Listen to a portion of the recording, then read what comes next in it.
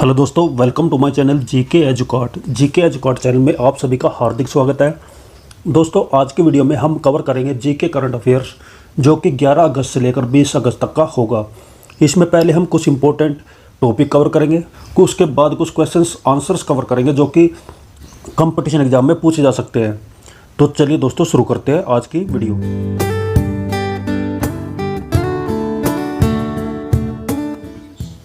सबसे पहले आ जाता है अंतर्राष्ट्रीय युवा दिवस। अंतर्राष्ट्रीय युवा दिवस यानी कि इंटरनेशनल यूथ डे किस दिन मनाया जाता है? किस दिन मनाया जाता है? 12 अगस्त को।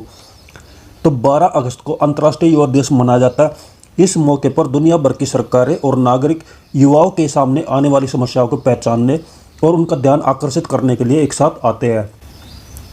इस दिन को कई जागरूकता अभियानों, सामुदायिक समारोह और सामाजिक व राजनीतिक मुद्दों को लाने वाले कार्यक्रम द्वारा मनाया जाता है, जिनका सामना हर देश के युवा करते हैं। ये अंतर्राष्ट्रीय युवा दिवस मनाने का उद्देश्य है।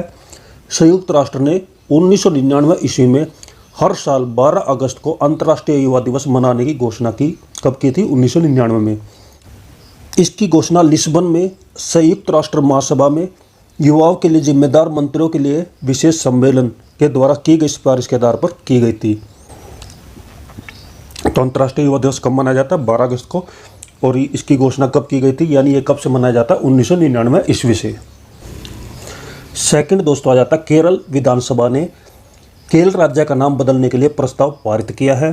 केरल राज्य अपनी पारंपरिक पहचान को, अपनी ट्रेडिशनल आइडेंटिटी को पुनः प्राप्त करना चाहता है। स्थानीय मलयालम भाषा में केरल को हमेशा केरलम कहा जाता है। स्थानीय उनकी जो लोकल लैंग्वेज है, केरल की जो लोकल लैंग्वेज है, उसमें केरल को केरलम बोला जाता है। यह नाम क्षेत्र की संस्कृति और विरासत के साथ गहराई से जुड़ा हुआ है। अब इस पारंपरिक नाम को आधिकारिक बनाने पर जोर दिया जा रहा है। ऑफिशियल केरल का नाम केरलम करने के लिए जोर दिया जा रहा है।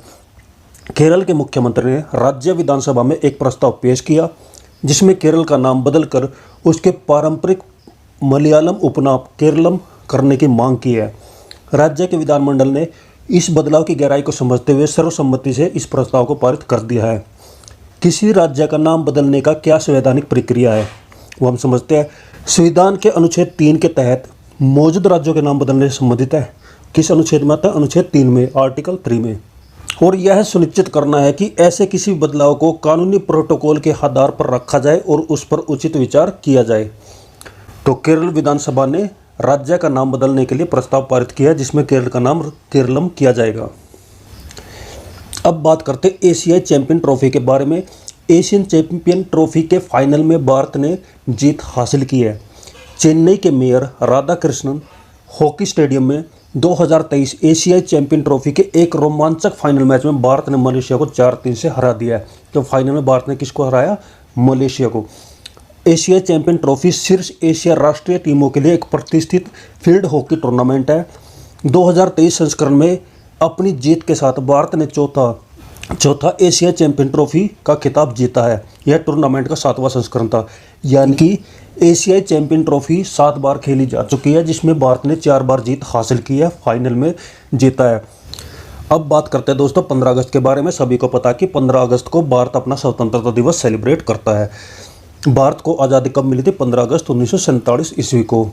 भारतीय स्वतंत्रता अधिनियम 1947 जो है वो ब्रिटिश संसद के द्वारा पारित किया गया था और यह एक अधिनियमित कानून था जिसने आधिकारिक तौर पर भारत की स्वतंत्रता घोषित की थी। यानी भारत को स्वतंत्रता करने के लिए ब्रिटिश सरकार ने एक बिल पेश किया था ब्रिटिश संसद में।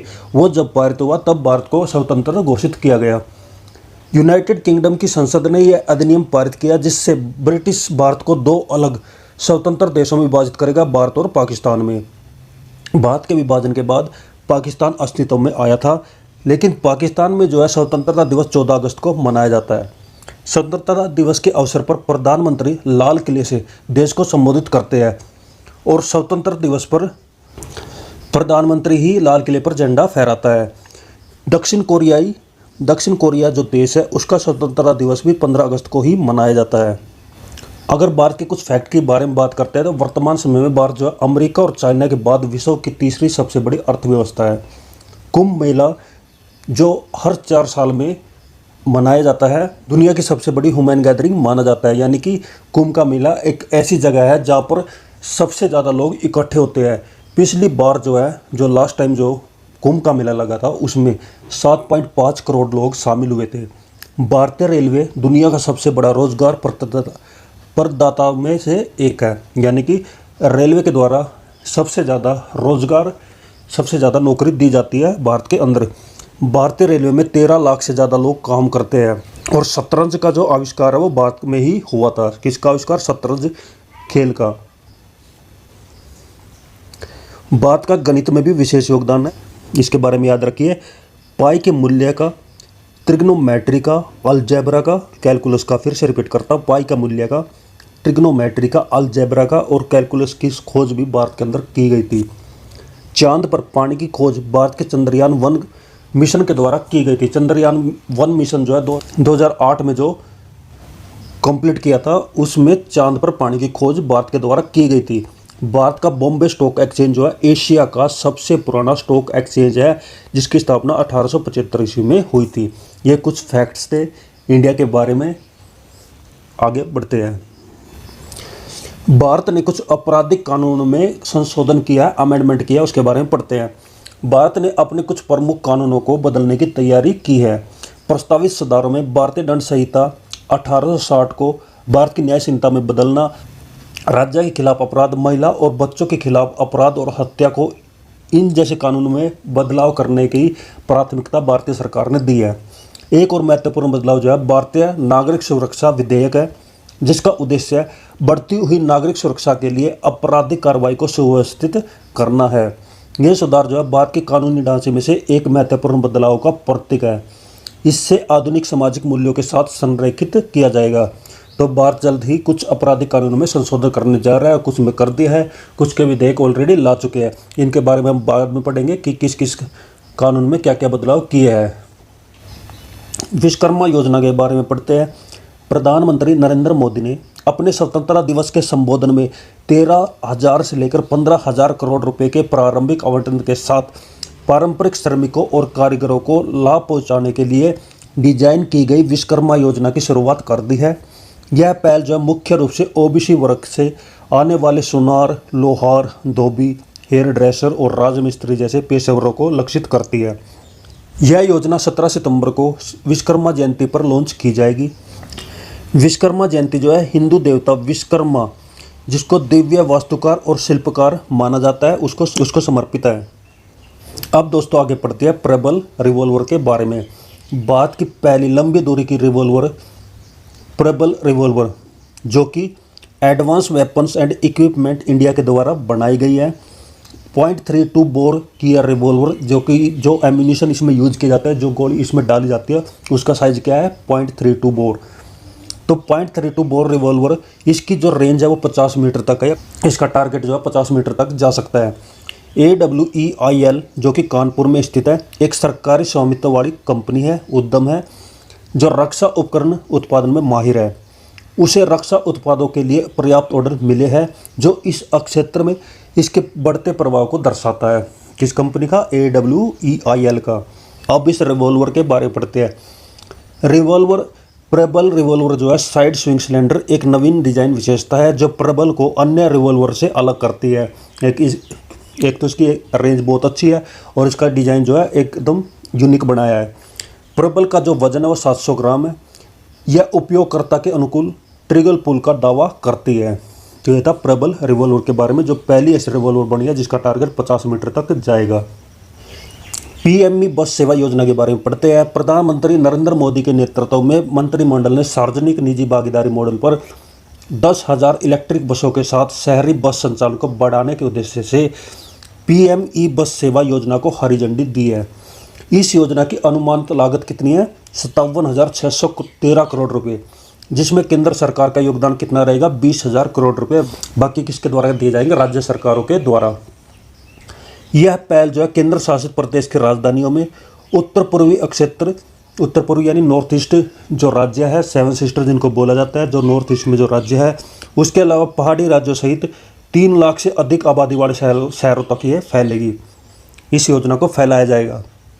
इस योजना से 45,000 से लेकर 55,000 तक की नौकरियां उत्पन्न की जाएगी।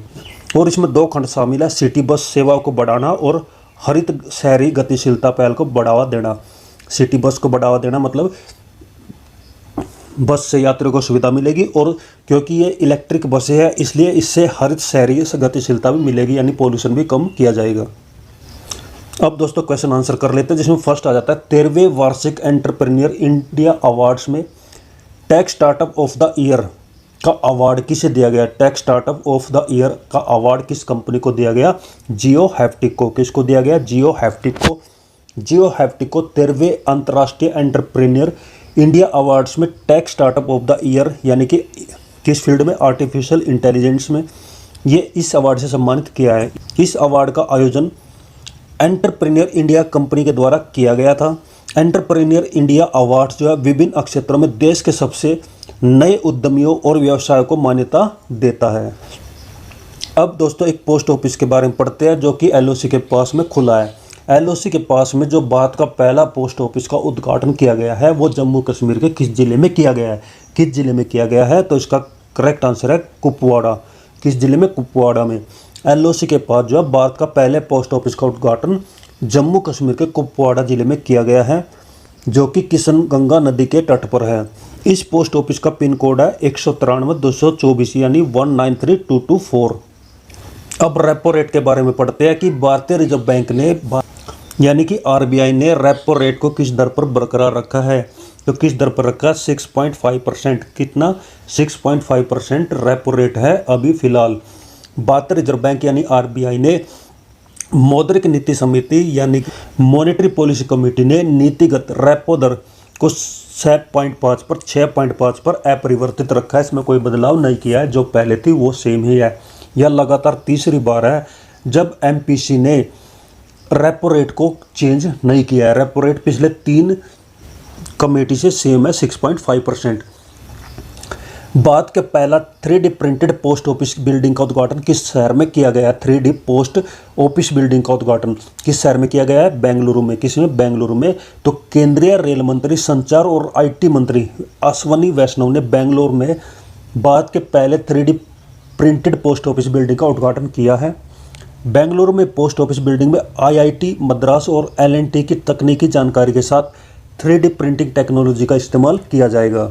नेक्स्ट आ जाता है भारतीय रिजर्व बैंक ने बैंकों में जमा अनक्लेम्ड डिपॉजिट का पता लगाने के लिए कौन सा पोर्टल लॉन्च किया है? भारतीय रिजर्व बैंक ने एक पोर्टल लॉन्च किया गया है जिससे पता लगाया जाएगा कि बैंक में जो पैसा जमा किया जाता है, डिपॉजिट जो किया जाता है, कई बार जो है उसके मालिक की डेथ हो जाती है, यानी कि उस पर क्लेम करने के लिए कोई मालिक नहीं होता, तो उसको अनक्लेम्ड डिपॉजिट बोला जाता है।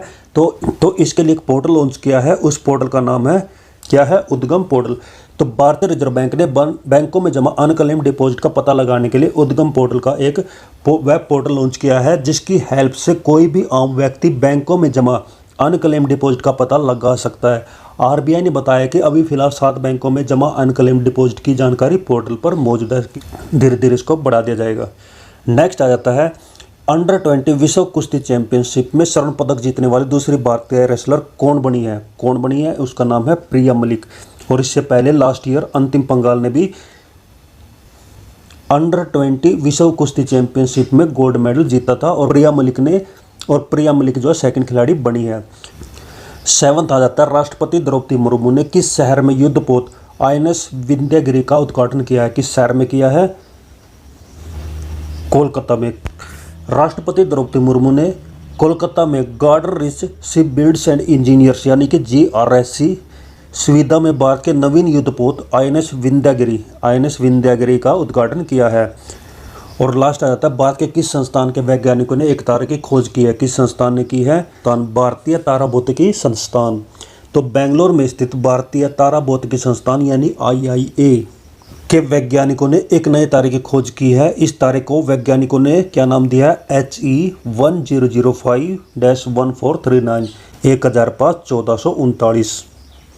तो दोस्तों ये थी आज की वीडियो, जिसमें हमने 11 अगस्त से लेकर 20 अगस्त तक का करंट अफेयर कवर किया है, जिसमें हमने पहले कुछ टॉपिक कवर किया, उसके बाद इसके क्वेश्चन आंसर्स कवर किए हैं जो कि आपके कंपटीशन एग्जाम में पूछे जा सकते हैं। दोस्तों मेरा चैनल है GK एजुकेट चैनल, जो कि कंपटीशन एग्जाम की तैयारी के लिए बनाया गया है। जिसने मेरा चैनल अभी तक सब्सक्राइब नहीं किया है, इस चैनल को सब्सक्राइब करें, क्योंकि मैं इसमें कंपटीशन एग्जाम से जुड़ी वीडियो डालता रहता हूँ। अभी हमारी करंट सीरीज चल रही है इंग्लिश ग्रामर, जो बच्चे इंग्लिश ग्रामर की तैयारी लूसेंट इंग्लिश ग्रामर से करते हैं तो आप उस सीरीज से जुड़ के अपनी तैयारी कर सकते हैं। तो दोस्तों खुश रहिए, मुस्कुराते रहिए, अच्छे से पढ़ाई करिए। बेस्ट ऑफ लक सभी को। Thank you. जय हिंद, जय भारत, वंदे मातरम।